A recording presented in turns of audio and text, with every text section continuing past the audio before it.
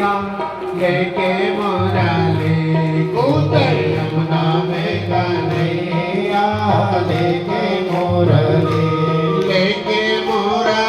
हो मैया लेके मुरली कूदे यमुना में कन्हैया लेके मुरली कूद पड़े बनवारी जल में ग्वाले रोए सारे कूद पड़े बनवारी जल में ग्वाले रोए सारे कुछ तो ग्वाले घर को भागे जाए यशोदा पुकारे तो ग्वाले घर को भागे जाए यशोदा पुकारे कूदे यमुना में कन्हैया लेके मुरली कूदे यमुना में कन्हैया लेके मुरली रोय रोय यशोदा मैया यमुना तट पर आए रोय रोय यशोदा मैया जय हो तट पर आए मुझे छोड़कर कहाँ चले हो छोटे कृष्ण कन्हैया मुझे छोड़कर कहाँ चले हो छोटे कृष्ण कन्हैया आजा रोए तेरी मैया लेके मुरली आजा रोए तेरी मैया लेके मुरली आजा रोए तेरी मैया लेके मुरली आजा रोए तेरी मैया लेके मुरली भगवान के बिहारी लाल की जय मैया तेरा लाला यमुना में नहीं यमुना को शुद्ध करने गया ध्यान से सुनना भगवान पाताल तलहटी पर पहुंचे कालिया नाग सोया हुआ था भागवत जी के 15वें अध्याय के 28वें श्लोक में लिखा है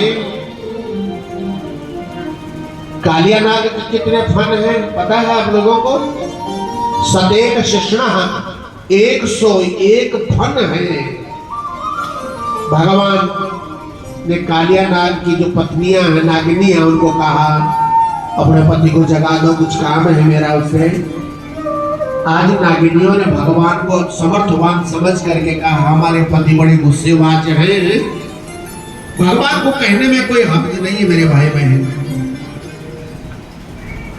भगवान ने कहा नहीं जगा दो नागिनियों ने कहा हमारा पति दुष्ट है जगेगा तो डंक मारेगा जगाओ बस जगाया कालिया नाग जगा और भगवान पर घेरा मार दिया कस दिया भगवान को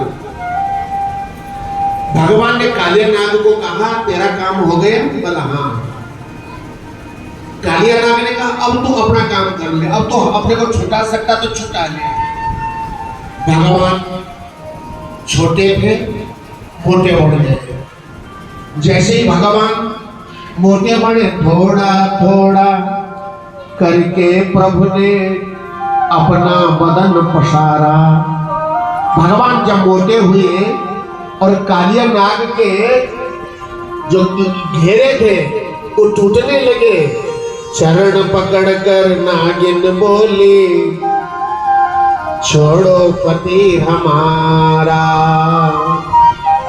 चरण पकड़कर नागिन बोली छोड़ो पति हमारा कालिया नाग के घेरे टूटने लगे भगवान कूदे ताता थैया पूरी 101 फनों पर भगवान नाचे कालिया नाग ने कहा जब थक गया रोने लगा खून निकलने लगा वो खून कालिया नाग के पांव फनों से भगवान के चरण कमल पर गिरने लगा मानो आज कालिया नाग भगवान से निवेदन कर रहा है मेरे भाई बहन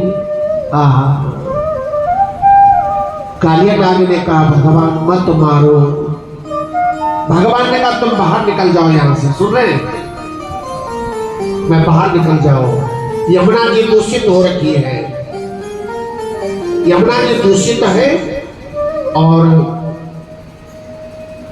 यमुना जी बहुत मैली हो गई।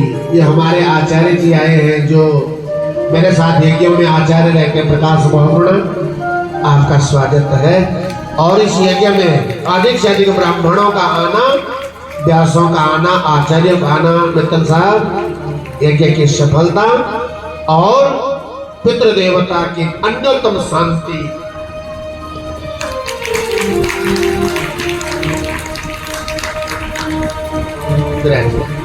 आपको बहुत बहुत आशीर्वाद। आप यज्ञ में आए, भगवान कूदे और फन पर बैठ गए, नाचे गाता थे। कालिया नाग ने कहा महाराज आदेश क्या है? भगवान ने कहा यमुना मैली हो गई, गायें बीमार हो रही हैं, बेहोश हो रही है, आप बाहर चले जाओ। कालिया नाग ने कहा मैं मजबूरी में हूं या महाराज? बोले क्या मजबूरी है? बोले गरुड़ की और मेरी दुश्मनी है, मैं गरुड़ के भय से यमुना जी में छुपा हूं। भगवान ने कहा सुनो कालियानाग, जब तू बाहर निकलेगा तेरे फनों पर मेरे चरणों के छाप गरुड़ देखेगा तो तुम्हारी शत्रुता नहीं मित्रता हो जाएगी। मित्रता हो जाएगी मेरे भाई बहन। जिनके हृदय में कथा की छाप है वो भगवान को पा सकते हैं। जिनके हृदय में कथा विराजती है, ऐसा चित्ते वसेद भक्ति सर्वदा प्रेम रूपिणी, भागवत जी कहती है जिनके अंदर प्रेमा रूपी भक्ति विराजित होती है, भगवान उन्हीं के ही अंदर निवास करते हैं। जैसे ही कालिया नाग बाहर निकलने लगा, गरुड़ फड़फड़ा करके आया, चोंच मारने लगा और कालिया नाग के फन पर छोटे छोटे भगवान के चरण चिन्ह जब देखे तो कालिया नाग के फनों को देख करके गरुड़ महाराज रोने लगे। कालिया नाग कहने कब ऐसे पुण्य किए कि भगवान के चरण आपके सिर पर पड़े। मैं तो भगवान को ढोते ढोते बूढ़ा हो गया हूं, सवारी हो गई भगवान की, पर आज तक भगवान के सिर चरण मेरे सिर पर नहीं पड़े। अब तू मेरे लिए शत्रु नहीं, मित्र भी नहीं, अब तू मेरे लिए साक्षात नारायण है। और गरुड़ महाराज ने अपने पीठ में कालिया नाग को बिठा करके और रमण द्वीप में, जिसे बड़ियार क्षेत्र कहते हैं, वहां पर सर बड़ियार एक क्षेत्र है जहां बहुत बड़ा तालाब है, वहां पर कालिया नाग को गरुड़ महाराज ने छोड़ दिया और यमुना पावन हो गई और यमुना का विध्वंस समाप्त हो गया। बोली यमुना महारानी। मेरे भाई बहन, आत्मचिंतन और आत्म परिवर्तन ये मानव का परम लक्ष्य हो और इसी ही परम लक्ष्य को पा करके आपको अपना जन्म सफल बनाना है। हम अपने वाणी को सुर में विराम देते हैं कि आशीर्वाद के रूप में शास्त्री जी दो शब्द कहेंगे। आए हैं तो आशीर्वाद देते हैं आप सब लोगों को। तो आज के पावन पर्व पर हम विनोद कुमार मित्तल जी को, उनके परिवारजनों को बहुत आशीर्वाद देते हैं और स्वर्गीय श्रीमती जो पितृ देवता है नेहा जी की स्मृति में जो भगवत कथा आयोजित हुई, उनको दिव्यता प्राप्त हो और उनके दिव्यता का शायद आपको लक्षण घटित तो हो भी गया होगा, अनुभव भी हो रहा होगा और आपको अनुभूति भी हो जाएगी कि नेहा की वैकुंठ स्थिति कहां तक है, वो निवृत्त हो चुकी है। और परिवारजनों को बहुत बहुत धन्यवाद देता हूँ, सभी सहयोगी जनों को बहुत बहुत आशीर्वाद, विद्वान जनों को बहुत बहुत नमन। इस कथा के 2 दिवस अवशेष रहे। इन 2 दिवसों में भगवान की विशिष्ट लीलाएं और भागवत का महत्व आप लोग श्रवण करेंगे। कल भगवान का विवाह होगा रुक्मिणी जी के साथ। और हमने भरसक प्रयास किया, हमने कथाओं में माता बहनों को समाधि की ओर ले गया, न कि नाचने की ओर। इस कथा में श्रोतागण समाधि की ओर गए हैं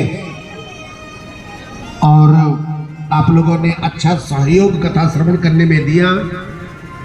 आप सब लोगों को बहुत बहुत साधुवाद, बहुत बहुत धन्यवाद।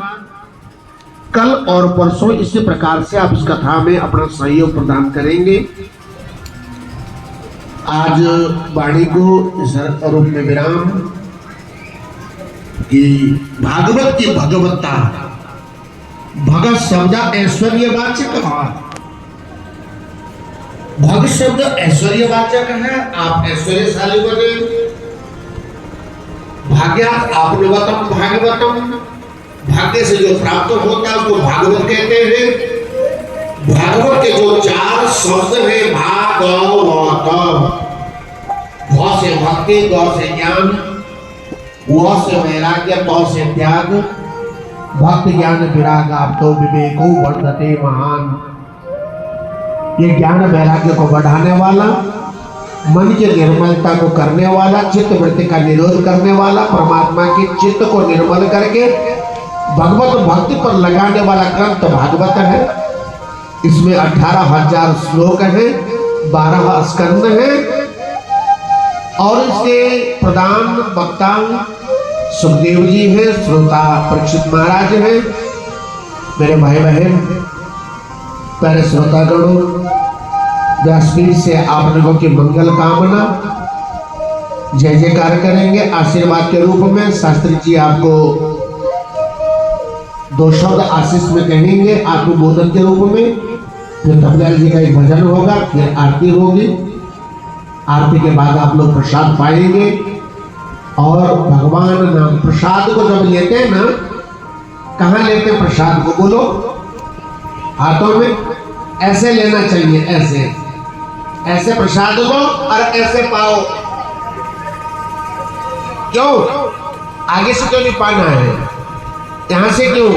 कराग्रे बसते लक्ष्मी, कर मध्य सरस्वती, कर मूले तो गोविंदम प्रभाते कर दर्शनम। यहाँ पर गोविंद की स्थिति है और यहीं से प्रसाद, गोविंद का प्रसाद गोविंद तीर्थ से ही पाया जाए। आपको बहुत लाभ मिलेगा और यजमान परिवार को खूब आशीर्वाद देकर के जाना। और जिस संकल्प को लेकर के इन्होंने कार्य किया वो संकल्प इनका पूर्ण हो। आप सब विद्वान जो कथाओं में आए हैं, जितेंद्र यहाँ पे नौटियाल जी भी आए हैं, मनसूता चले गए, एक बार इधर आओ। ये भी शास्त्री जी हैं और अपने ही विद्यार्थी हैं। आपको भी दिखाई नहीं कि मनसूता चले गए। बहुत विद्वानों का आना है, विद्वानों का समागम इस कथा में हुआ। साधु संत युग पुरुषों का आना हुआ, सभी का सम्मान। और अंत में प्रेम से बोलो जय जय श्री राधे। शास्त्री जी से निवेदन किया आप आशीष वचन में एक